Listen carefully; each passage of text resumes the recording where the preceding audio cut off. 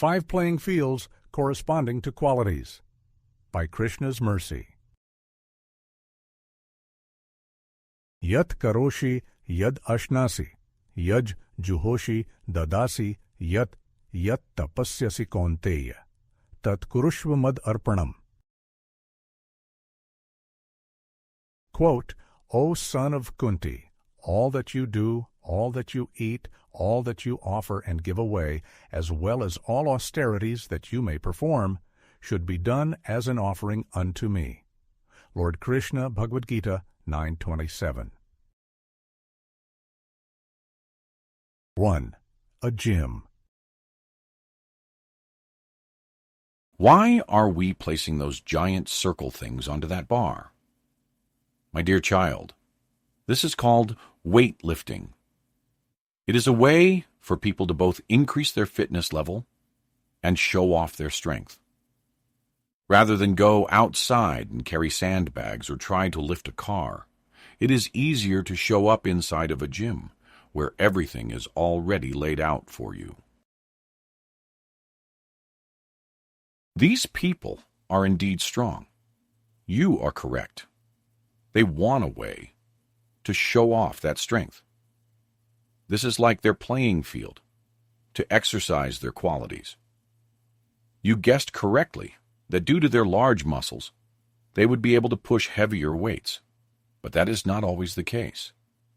Sometimes looks can be deceiving. 2. An arena. Why are they skating around like that? My dear child, this is known as a hockey rink. In many places around the world, during the winter season, the local bodies of water known as lakes freeze over. People attach metal blades to the bottom of shoes and can thus maneuver across the ice in what is known as skating. Over time, in addition to gliding across the ice, people invented games to play. Ice hockey is one of them. These players are gathered here today to exercise their ability. They have talent both to skate and to handle a puck. Yes, not all of them are moving around. Some are covered from head to toe with protective equipment. They are known as goalkeepers. Their special ability is reacting to pucks that are targeted for the net. The keeper maintains the goal. They try to stop pucks from going in. 3. A laboratory. Why are they in this special room? And why are they wearing those strange glasses? My dear child, these are scientists, and this place is known as a laboratory. It is where researchers get to act out their different theories. They conduct experiments.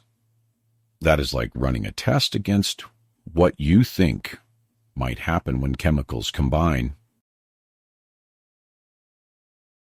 Or perhaps someone is changing the temperature to see if there is a corresponding change in state for the elements involved. You know how, when we get ice cream in the summer, you have to eat it really fast before it melts? Imagine if you could find a place to run experiments to see just how fast that ice cream melts. What if you change the temperature of the room? What if you add different elements to the ice cream? Scientists are curious in this way, and the laboratory is where they can indulge that curiosity and record their findings. 4. A concert hall. Why is that chair placed in the middle of the stage? Why are all of these people gathered here to look at that stage?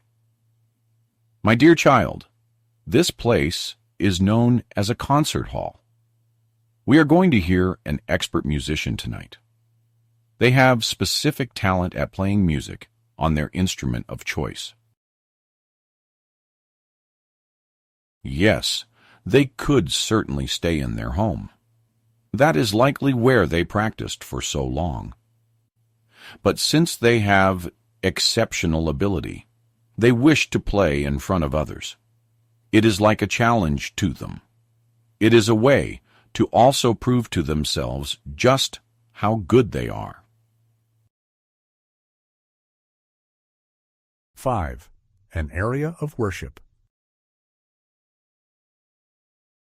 In a hypothetical situation, there is an election taking place. Voting will occur in different stages across different regions of the country. The first place is a small town known more for its large fields which produce corn. The political establishment has given this area first in the nation status when determining the candidates for the next general election, which is to determine the leader of the land. Within this particular cycle, there is one candidate who shines. They are articulate in stating their beliefs. Their message resonates with the voters. This candidate is not afraid to field questions from supporter and challenger alike. They were not previously known, but their youthful exuberance and positive outlook have won many potential voters over. Except there is this one criticism which appears to be widespread enough to cause concern. A local pastor tells this candidate directly to their face that the barrier holding many people back is religion. Though the candidate hardly mentions religion when speaking on matters of public policy, the religious leaders of the area offer the following criticism. I agree with everything you say. We love having you here. The problem is that we cannot support you. This is because of your religion. All those false gods, all that strange worship, the preferential treatment offered to the cows. It is like you are a member of a demonic cult. Your culture has no basis upon which to stand. Its origins are not in the right place. You are a great person, but we cannot accept your religion. It will not be tolerated in this part of the country. The above review of different playing fields begins to explain the practice which is as old as time itself. If there is a God, then certainly there must be a way to identify Him. Surely He is all-pervading. He is omnipresent, otherwise there would be no purpose to prayer. He is everywhere, in the manner of the greatest fire spreading its heat and light across the universe. Ek desh sthit syagnir jyotsna vistarani yatha parasya brahmana shaktis tathedam akhilam jagat. Quote, everything that is manifested within this cosmic world is but the energy of the Supreme Lord. As fire emanating from one place diffuses its illumination and heat all around, so the Lord, although situated in one place in the spiritual world, manifests His different energies everywhere. Indeed, the whole cosmic creation is composed of different manifestations of His energy. Vishnu Puran 1:22-52. If people can offer kind words of support to their local leaders, then why not to the highest leader of all? This is not worship of false gods, but rather prayer manifesting in a legitimate sense. That worship is actually a culture rather than a fad.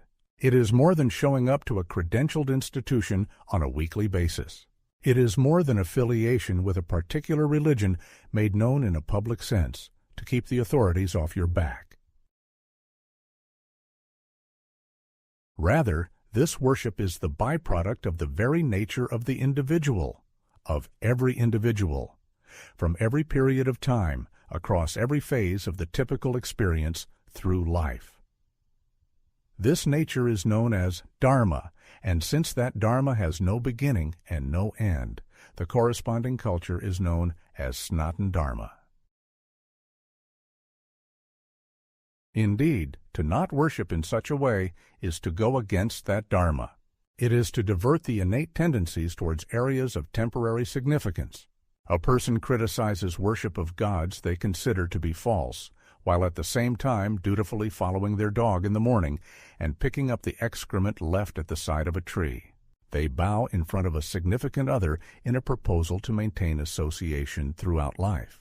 They consider offerings of fruit, flowers, and water before the Archvigra to be demonic, while at the same time intentionally rounding up adult female animals and killing them, but only after giving a vision of their children so as to produce milk that is then consumed by the human population.